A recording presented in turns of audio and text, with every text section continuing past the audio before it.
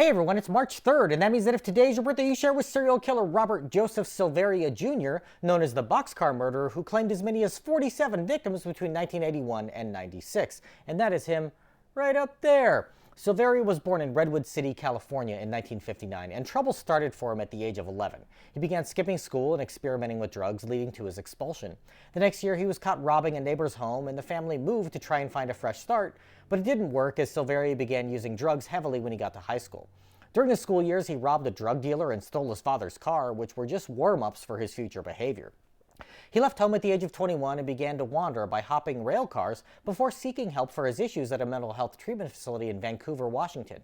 He was reportedly told, "Everyone has problems. Take a number and sit down." Silveria has said this incident fueled his rage later in life, with him repeating, "take a number," over and over to himself like a mantra when he was getting psyched up to commit a murder. He first committed a murder in 1981, though was unrelated to most of the killing that was to come.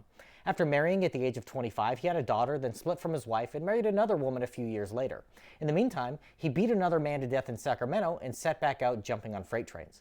As he traveled, Silveria joined the Freight Train Riders of America in 1991, a boxcar gang that preys upon transients who ride the rails. Railroad officials claim the existence of the group is an urgent legend, but the deaths of their victims say otherwise.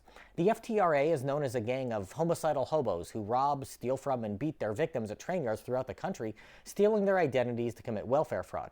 They also traffic in narcotics and violently take revenge on anyone they feel has done them wrong. As a member of the gang, Silveria was an enforcer, killing transients who had run afoul of the FTRA. Over the next 4 years, he killed at least 11 more victims in California, Florida, Kansas, Montana, Oregon, and Utah, with most just being chalked up as accidents or suicides by authorities. Hundreds of people die each year near railroad tracks, and investigators rarely put much thought into the deaths of transients on the fringes of society. That's why he was able to kill for so long.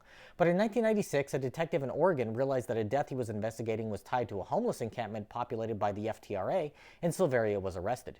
He confessed to killing 47 victims in all and pleaded guilty to murders in Oregon, Kansas, and Florida, but was never tried in California since he was already serving consecutive life sentences without the possibility of parole. Silveria has said that he fears that someday the FTRA will take revenge and kill him for having spoken to the authorities about their activities, though he remains behind bars and will likely never be released. If this is your birthday, I hope you have a great day. Leave me a comment so I can wish you a happy birthday. If you know someone whose birthday it is today, send them this video so they can find out all about their birthday twin. And to Robert Joseph Silveria Jr., I say, happy birthday, you bastard.